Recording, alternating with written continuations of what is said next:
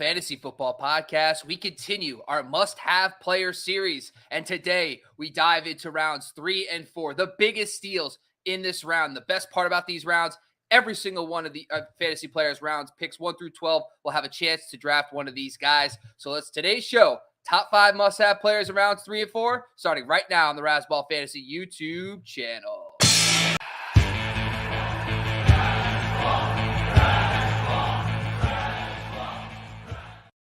Unfortunately, I can't say something super clever like talk about must-have players because that would infer that she's a 3rd or 4th round pick. Gladys is a 1st round pick when it comes to. So I have to say you are a must-have player in 2023. We're excited to have you once again. Go follow her on Twitter at Gladys L. Tyler. Gladys, what's going on? Hi. Nothing. I mean, Little League World Series, softball and baseball are on right now, which is pretty awesome. I have a really upset devil dog right now. So if you see me being pulled under, it's because my dog decided to eat me. Okay. It's okay. Jamie joins the show. Jamie agrees once again, a 1.01. Jamie, thanks for joining again. Jamie was a part of our stream yesterday that got spammed. And Jamie's a loyal follower and comes back anyway. We appreciate you, brother, for coming back. Obviously fighting through the tough times here at Razzball.com, but you know what? You can't stop us. You can't silence us. We're coming back no matter what to talk to you about must-have players. And I've decided just to make this a series. We are talking about must-have players in every aspect of the draft. Not only did we do top 10 must-have players yesterday, round 1, the most, like the definition of the top 10 players. And today we're going to break down rounds 3 and 4. Essentially, today's show is going to be basically kind of looking at my latest top 150 5.0 that's up on Razzball.com versus our consensus ADP that we have on Razzball. So go check those out. Link in description. Those are great resources. Now, Gladys, before we get into my players, so far in drafts, I know, it's still early, but has there been a 3rd and 4th round player you find yourself targeting? Well, 3rd or 4th round. I actually have targeted Hyatt a lot. I don't like 4th round because I think that he's going to be like the sleeper pick, and I'm afraid that once training camps start, once this preseason starts, people are going to start going, "Oh my God, he's so good!" So I've been picking him up in the 4th round. Jalen Hyatt, the rookie. You're talking about dynasty stuff here? I don't play dynasty. You know that. I don't play dynasty. That's aggressive. That's an aggressive dude. I am an aggressive player. You know this. You saw me in the mock draft where you gave me a mulligan for I don't know why. I thought you okay, first of all, Gladys takes Jalen Hurts 2nd overall in a non-super flex. And I was like, what the hell's going on? I was like, oh, maybe she thought it was super flex. I write in the chat, hey guys, it's not super flex. And you took him anyway. And I'm like, well, shit, it just got here. I am excited. All right. Well, you know what? That's okay. That's why we have different opinions. And last year, Gladys got heckled for having Austin Eckler as her 101. And sure enough, who was the best running back in fantasy football? It was Austin Eckler. So you know what? Don't doubt the lady. Don't doubt me. See, don't. That's what I'm saying. Don't do it. Don't do it. All right. Let's get into it today. So first, I want to talk about some honorable mentions. I talked a little bit about Joe Mixon and Kenneth Walker last week. And so they're actually probably the guys that I am the most must-have in 3rd and 4th round picks. But I talked about him in my must-have running back show. DJ Moore is another guy that I'm rising on like crazy, but I just discussed him as well. And Alexander Madison are guys that I'm all targeting in this range. I've broken them down over the last week, so I wanted to mix it up today for the followers. First guy I want to talk about is Keenan Allen. Now, Keenan Allen, 29th overall in my rankings. He's 39th in ADP.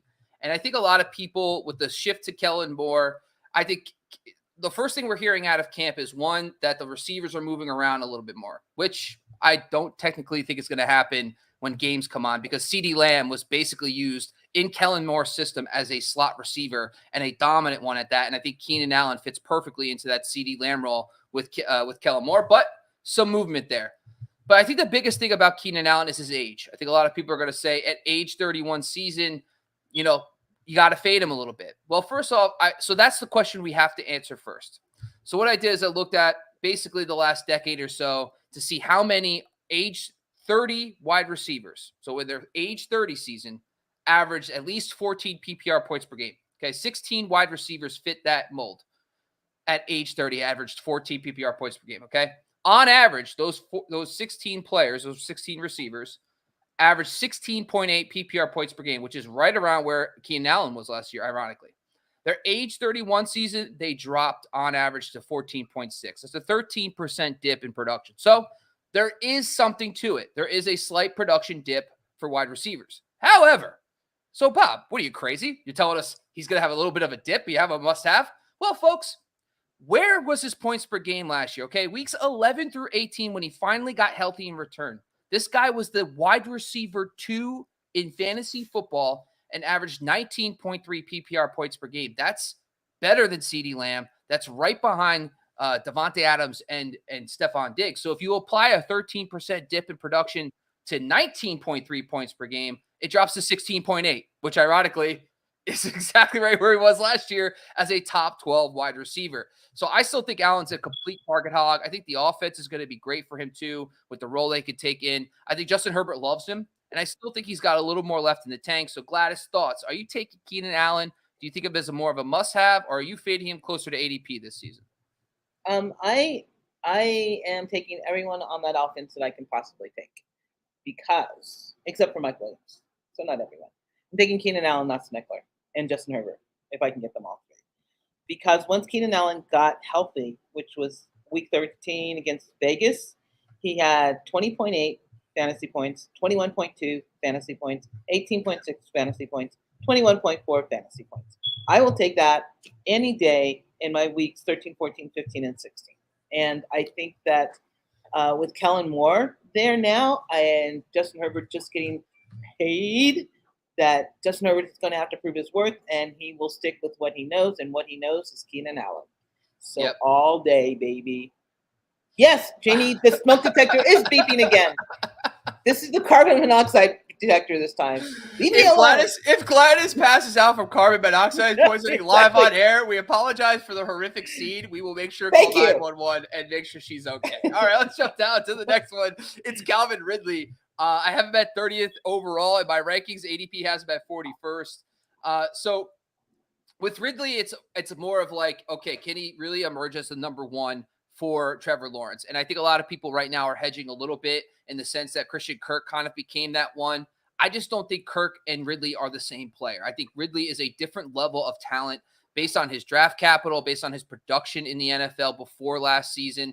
So I think I'm going to pick him as the number one. So I wanted to look at Doug Peterson's 17-game pace for targets for his number one options. And this includes tight ends. It includes everything you can imagine because the Eagles were a disaster at receiver because Alshon couldn't stay healthy forever. But the 17-game pace for those guys was 134 targets. So that's actually not a bad target output. Ironically, that's the same amount of targets almost that Christian Kirk had as the number one option last year. So if you just apply Calvin Ridley's career catch rate, yards per target, and his touchdown rate to that 134 targets, he averages 15.6 PPR points per game. That would have been wide receiver 12 last year, but in wide receiver 14 in 2021 and a wide receiver 15 in 2020. So a top 15 option every single year the last 3 years. So I think if you just take Calvin Ridley and give him those number one option targets, and by the way, Doug Peterson's offenses have historically been more pass heavy than they were last year. Give another year of Trevor Lawrence in this system. I think that they could throw a little bit more without taking away from Kirk necessarily. So I love Calvin Ridley. Gladys, thoughts? Are you more at my ranking at 30th, or are you closer to ADP at 41st overall? I like the Jaguars offense. Let me say that first. I think that the Calvin Ridley acquisition will hurt Evan Ingram more than it will hurt Christian Kirk, although both Christian Kirk and Calvin Ridley's average distance of targets are the same, basically the same. One's 9.9, one's 9.6. But Kirk has more deep targets than Ridley does. So I am taking Calvin Ridley. I would take Christian Kirk over Calvin Ridley. So I don't know where your Christian Kirk is, but I am not mad at Calvin Ridley 30th. At cost, or are you talking overall? So, like, are you taking, if you were, let's say you're at the 45th overall, 41st overall pick, are you taking Kirk or Ridley? Kirk. Interesting. All right. I think Trevor Lawrence is going to, I think Ridley will emerge at the end of the season or toward the back end of the season And I think Kirk and Ingram are going to be the front end of the season winners of the Ridley acquisition. I think Ridley will have his, and I think he'll get his.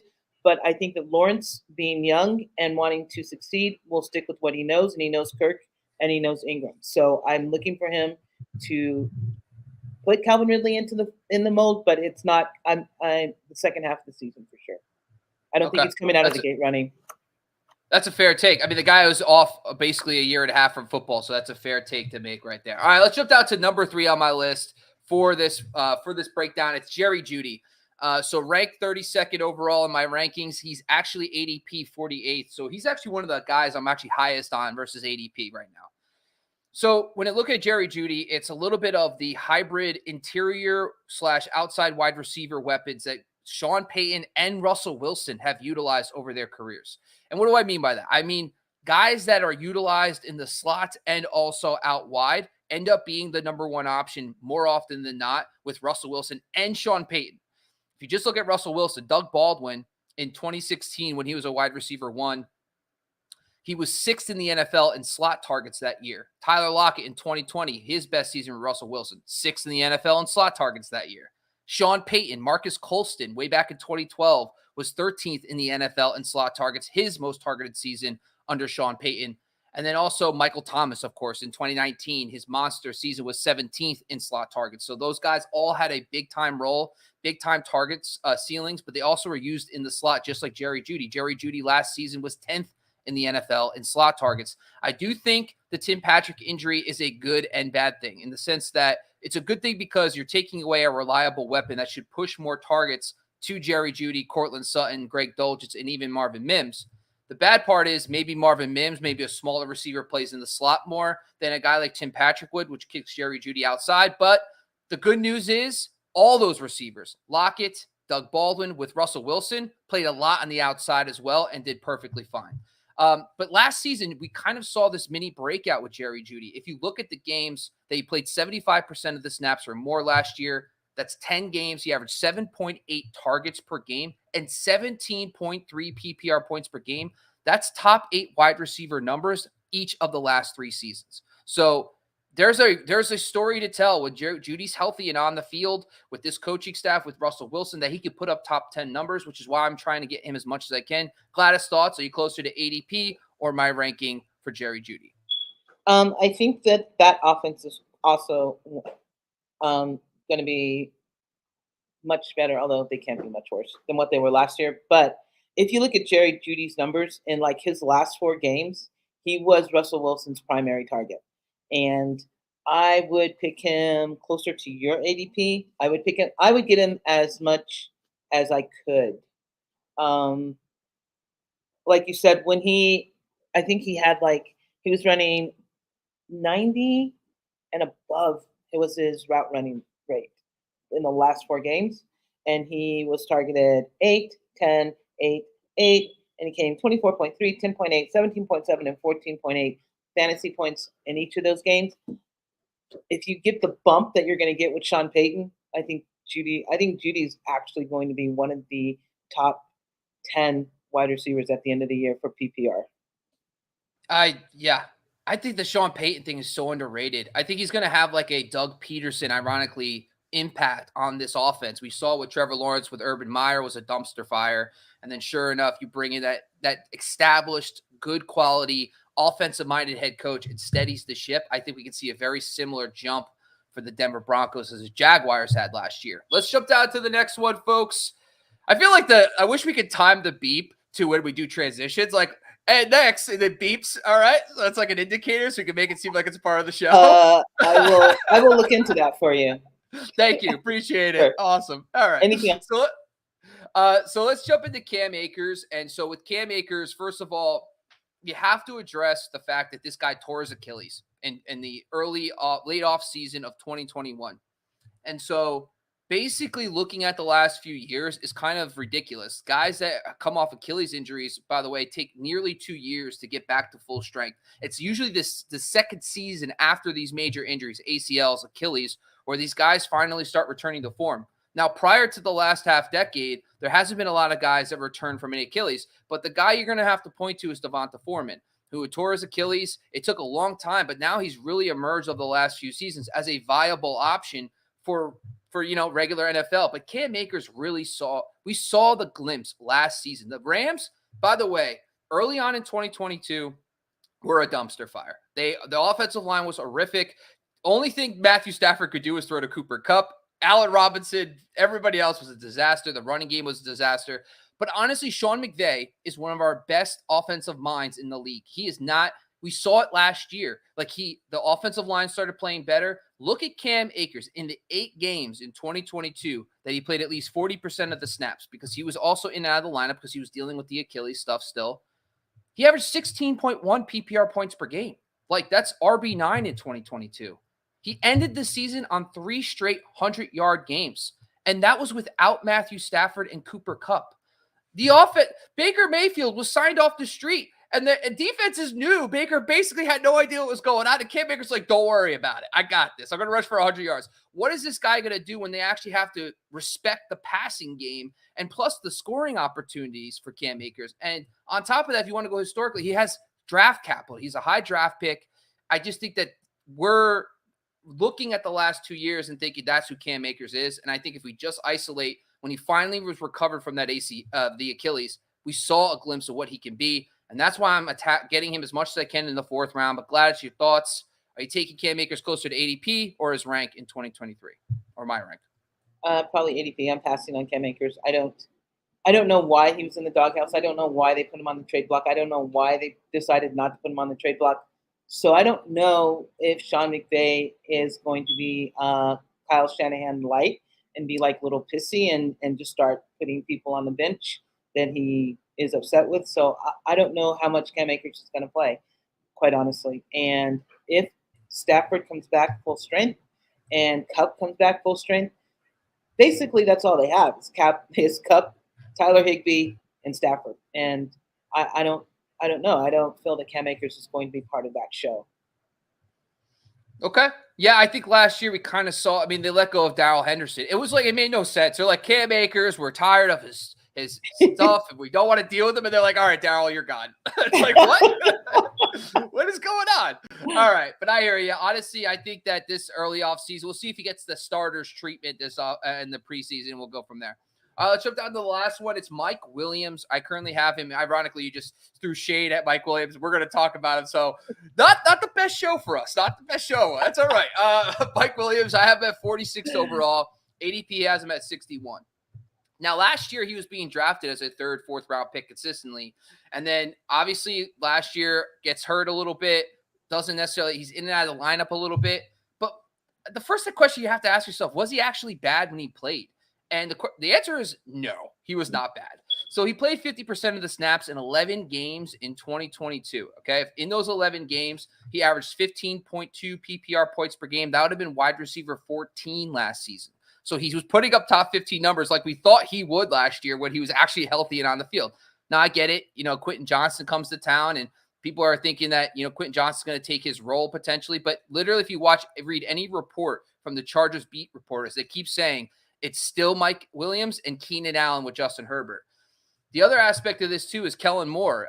Kellen Moore reportedly is moving his receivers around a little bit more, which is good, I guess. But at the same time, Kellen Moore is also a play caller that will challenge defenses vertically more, and that's a better fit for Mike Williams versus a Joe Lombardi offense, which is dink and dunk. So finally, just want to touch on one thing, too, is a lot of this stuff is boomer bust, right? He's a boomer bust guy.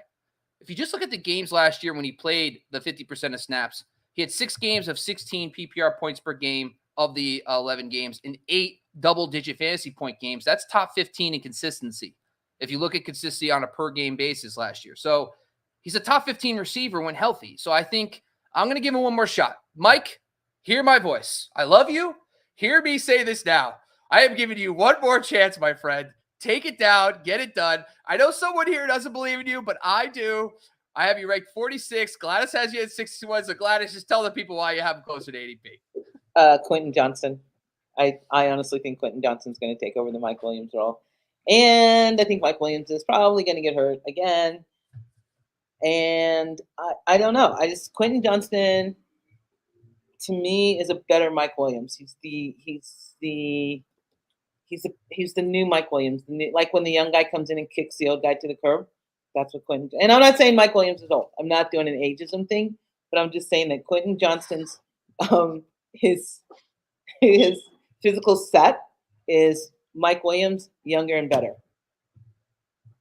Well, I gotta tell you, Gladys, I don't know how this went today. This was a rough one. This is why we do these shows, though. These are our top 5 must-have players, for me at least, in 2023 in the 3rd and 4th round. Make sure you subscribe to the Razzball Fantasy YouTube channel. We're going to be doing this series all through each round, and we're going to talk about sleepers, breakouts, busts, all off-season long until we get you to all the way up to the first week of the NFL season. Now, Gladys, tell the people what you got on deck at Razzball and everywhere else where you write content or host shows. So I don't think I'm hosting or on any shows the rest of this week, which is a good thing because I have to get the carbon monoxide thing fixed, people. Also on Razzball, I will have I should have 2 articles coming out this week. One is cornerbacks that have changed that you need to pay attention to. And the second one, hopefully, is defenses for even the preseason week 1, because I know you guys are playing DFS for whatever reason during preseason. Defenses that you might want to just stay away from for the preseason week 1, because some teams are throwing in like their number 1 people, like maybe for 3 or 4 snaps, but in DFS, that's going to hurt you. Oh my God. See, I didn't hear that thing until you guys started talking about it, and now I hear it.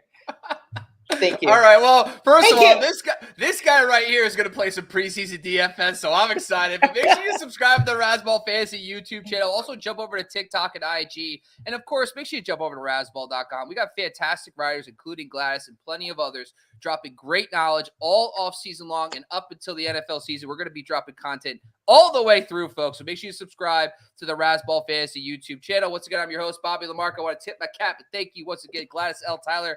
Go follow her on Twitter at Gladys L. Tyler. We are out of here. Out of here.